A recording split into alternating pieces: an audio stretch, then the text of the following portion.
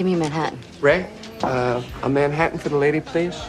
The camera pushes in slowly on a woman sitting in a car outside a suburban home, smoking a cigarette, her face half in shadow, half illuminated by streetlights. Linda Fiorentino as Bridget Gregory in The Last Seduction. And when she speaks, her voice is pure velvet-wrapped poison, every word calculated to manipulate and destroy. She's not the victim, not the love interest, not the woman who needs saving. She's the predator, the femme fatale taken to its logical extreme. A woman so morally bankrupt and magnetically compelling that you can't look away even as she ruins every man she touches. It's 1994, and Linda Fiorentino is delivering one of the most electrifying performances in modern cinema, creating a character so transgressive and unforgettable that it should have made her a superstar for decades. Critics are calling it the best female performance of the year. She wins the New York Film Critics Circle Award and the National Society of Film Critics Award. She's being compared to Barbara Stanwyck and Lauren Bacall, actresses who made danger look irresistible. And then, almost impossibly, she's denied an Oscar nomination through a technicality, cast opposite Will Smith in one of the biggest films of the 90s, and within a few years, she vanishes completely. Not gracefully into retirement, not into television or theater, but into a strange, unexplained disappearance that left Hollywood whispering and audiences confused. Linda Fiorentino was born on March 9, 1958, in Philadelphia, Pennsylvania, into a working-class Italian-American family. Her father was a pharmaceutical salesman. Her mother raised the children with the kind of no-nonsense pragmatism that Italian Catholic families specialized in. Linda was one of several children, growing up in a neighborhood where everyone knew everyone, where family loyalty was paramount and ambition was viewed with suspicion. She was beautiful even as a child. Dark eyes, sharp features, a face that suggested intelligence rather than conventional prettiness. But more than beautiful, she was smart, wickedly funny, unwilling to perform the docility that pretty girls were supposed to display. She had opinions, spoke her mind, refused to shrink to make others comfortable. High school was a landscape where her intelligence intimidated boys and her looks intimidated girls, leaving her perpetually outside the social hierarchies that governed teenage life. After graduating, Linda attended Rosemont College, a small Catholic women's school outside Philadelphia, studying political science with vague plans for law school. But something pulled her toward performance, toward the possibility of inhabiting other lives. She transferred to the Circle in the Square Theater School in New York City, one of the most prestigious acting programs in the country, studying alongside future stars and learning the craft from teachers who demanded emotional honesty and technical precision. New York in the late 70s was gritty, dangerous, electric with artistic possibility. Linda supported herself through odd jobs while going to auditions, learning quickly that her particular combination of beauty and intensity made casting directors uncomfortable. She wasn't girl next door enough for ingenue roles, wasn't soft enough for traditional romantic leads. She was something harder, more challenging, and Hollywood has never quite known what to do with women who refuse to be unthreatening. Her film debut came in 1985 with Vision Quest, a teen sports drama where she played a mysterious older woman who has an affair with the young protagonist. The role was small but memorable. Linda brought to it a knowingness that suggested she understood male desire and found it amusing rather than flattering. She followed it with Gotcha in 1985, another small role, and then her breakthrough came in 1985 with Martin Scorsese's After Hours. She played Kiki, a punk sculptress in downtown New York, and though her screen time was limited, she was unforgettable, all leather and attitude and dangerous sexuality. Scorsese saw something in her that other directors missed, a quality of genuine danger that couldn't be manufactured. But despite the critical acclaim, leading roles didn't immediately follow. Throughout the late 80s, Linda worked steadily but not spectacularly, appearing in films like The Moderns in 1988 and Queen's Logic in 1991, always interesting, never quite breaking through to stardom. Then came The Last Seduction in 1994, and everything should have changed forever. Jean Dahl's neo-noir thriller was made for HBO, but got a limited theatrical release after critics recognized it as something special. Linda played Bridget Gregory, a woman who steals money from her husband and seduces a small-town man as part of an elaborate scheme to commit the perfect murder. The role required an actress who could make evil not just believable but seductive, who could play a character without redemption or softening, who could be the villain without apologizing for it. Linda was extraordinary. She delivered Bridget's cruel dialogue with perfect timing, moved through the film with predatory grace, made audiences complicit in rooting for someone who was objectively monstrous. The performance was revelatory, unlike anything audiences had seen from a female character in years. She wasn't the victim of male violence. She was the perpetrator. She wasn't punished by the narrative. She won. It was transgressive, thrilling, and absolutely brilliant. Critics lost their minds praising her. Roger Ebert called it one of the most compelling female characters in years. The New York Times wrote that Linda Fiorentino had created a modern icon. She won major critics' awards, and the industry buzz suggested she was a lock for an Oscar nomination.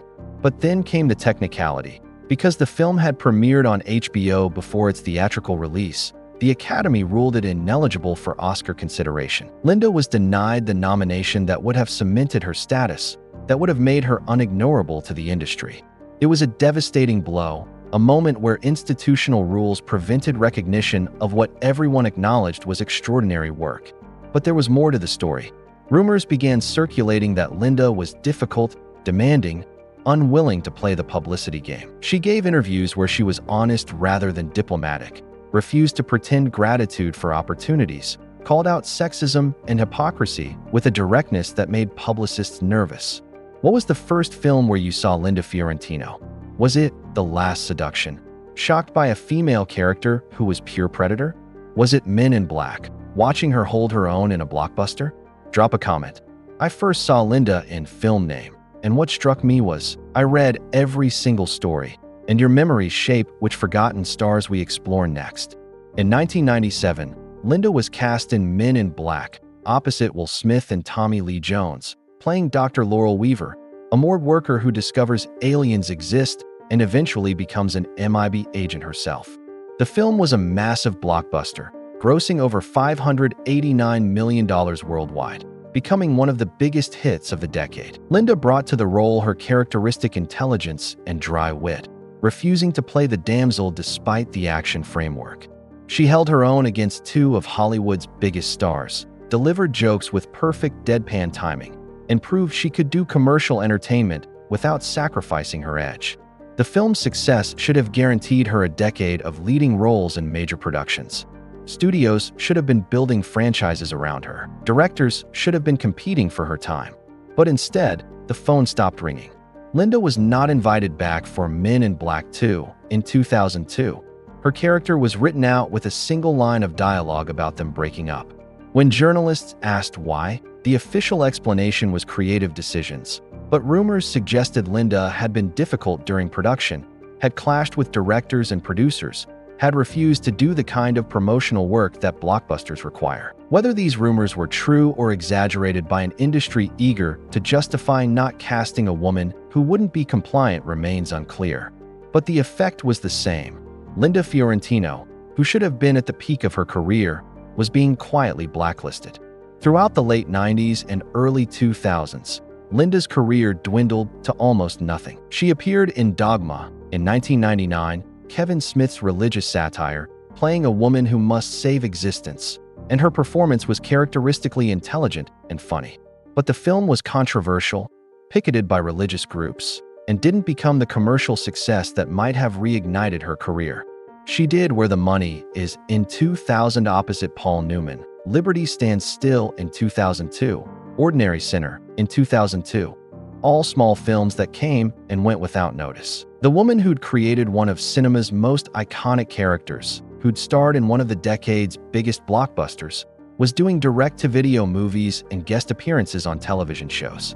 Something had gone terribly wrong, and Hollywood wasn't talking about what or why.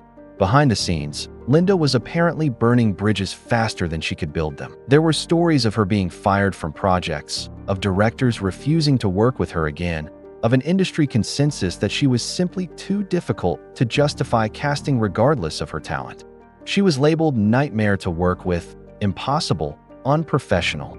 the same labels that destroy actresses but somehow never quite stick to difficult men. Whether Linda actually behaved worse than her male counterparts, or whether she was being punished for refusing to perform gratitude and deference remains a question with no clear answer. But what's undeniable is that by the mid-2000s, Linda Fiorentino had essentially disappeared from Hollywood. Her last significant role came in 2009 with The Stick-Up, a small thriller that barely registered.